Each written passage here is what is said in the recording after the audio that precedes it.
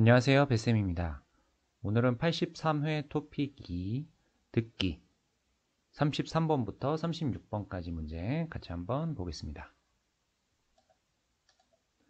33번은 무엇에 대한 내용인지 알맞은 것을 고르십시오 라고 했습니다. 그러니까 어떤 주제를 찾는 문제죠. 주제를 찾는 문제고요. 34번은 같은 것을 고르십시오 문제입니다. 자, 보겠습니다. 이것은 옷이나 가방에서 볼 수 있는 지퍼가 처음 만들어졌을 때의 모습입니다. 자, 지금 여기 어떤 사진이나 그림이 있다라고 생각을 해보세요. 듣기이기 때문에 사진이나 그림이 직접 나오는 건 아니지만 여러분이 들으면서 아, 지퍼가 이렇게 생겼구나 이렇게 생각을 해봐야 됩니다. 처음 만들어졌을 때는 모양이 복잡하고 고장도 잦았습니다. 이렇게 나와 있네요. 자, 잦다라는 말이 나옵니다. 잦다라는 것은 무엇이 자주 생기는 겁니다. 자, 그래서 예를 들면 고장이 잦다 이런 말을 많이 씁니다. 그러면 고장이 자주 나다. 자주 고장이 나다. 이렇게 생각을 하면 되고요. 자, 그 다음에 결석이 잦다 이런 말도 많이 써요. 그러면 이 학생은 학교에 자주 늦게 오는 겁니다. 자, 그래서 잦다는 자주 무엇을 하다입니다. 자, 그러니까 처음에는 모양이 복잡했고 고장이 자주 났어요. 그래서 시장의 주목을 받지 못했습니다. 라고 했네요. 자, 주목이라는 것은 사람들이 그것에 대해서 attention 하는 겁니다. 자, 그런데 주목을 받았어요? 받지 못했어요? 받지 못했습니다. 언제? 처음에 19세기 후반에. 그러다가 20세기 초에 좀 모양이 바뀌었습니다. 그리고 기능도 개선됐습니다. 이렇게 이야기합니다. 자, 개선되다. 좋아지는 겁니다. 좋지 않았던 것이 좋아지는 것. 이것을 개선되다라고 합니다. 지퍼를 단 지갑. 지갑에 지퍼가 있는데요. 선원들에게 인기를 끌면서 지퍼가 알려지기 시작했습니다. 아, 배를 타는 사람들을 선원이라고 하는데요. 지퍼를 단 지갑에 지퍼가 있어요. 그게 이제 인기를 끌면서 이제 사람들이 지퍼를 알게 됐습니다. 자, 왜냐하면 선원들은 배를 타죠. 흔들리는 배에서도 동전을 잘 보관할 수 있었기 때문이죠. 이후 지퍼 달린 장화는 부츠입니다. 비가 오거나 눈이 올 때 신는 신발. 자, 그래서 큰 성공을 거두면서 전 세계로 지퍼가 퍼지게 되었습니다. 라고 했습니다. 자, 거두다 라는 말은 그것이 생기는 겁니다. 성공이 나에게 오는 거예요. 그것을 거두다 라고 합니다. 또 achieve라는 뜻입니다. 성공을 거두다.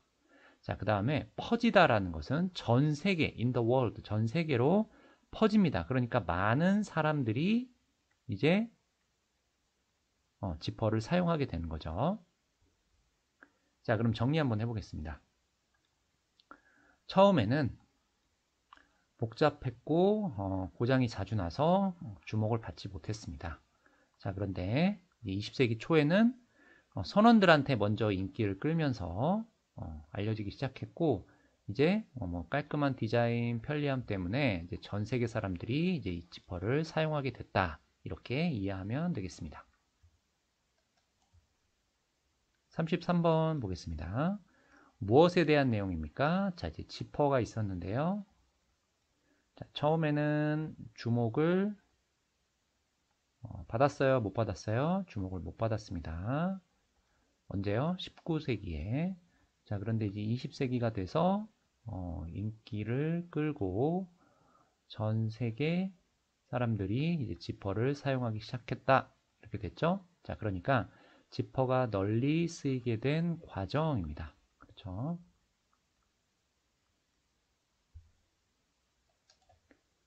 다음 34번 보겠습니다. 들은 내용과 같은 것을 고르십시오입니다.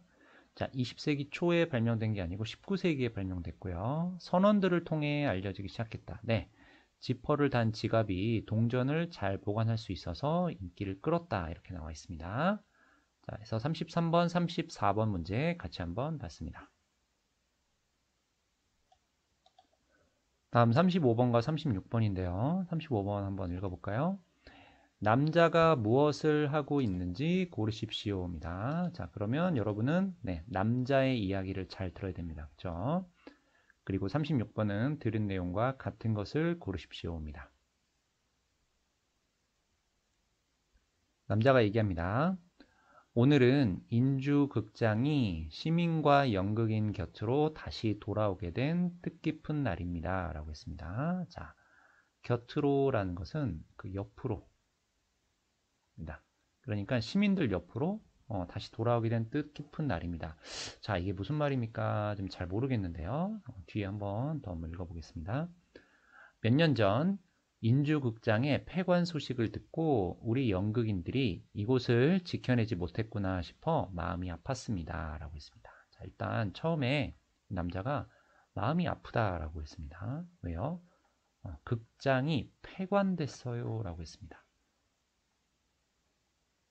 자, 폐관이라는 것은 문을 닫는 겁니다. 문을 닫았어요. 그러면 극장에서 연극을 봐야 되는데 문을 닫았으니까 이 극장이 없어진 거죠. 그렇죠. 폐관은 없어진 겁니다. 그래서 마음이 아팠어요. 인주극장은 주인이 수차례 바뀌는 와중에도 400여 편의 연극을 올리고 수많은 연극인을 배출하는 등 한국 연극사의 발전을 이끌어왔습니다. 자, 지금 인주극장을 소개합니다. 자, 인주극장의 주인이 수차례라고 했는데요. 수차례라는 것은 여러 번입니다. 여러 번.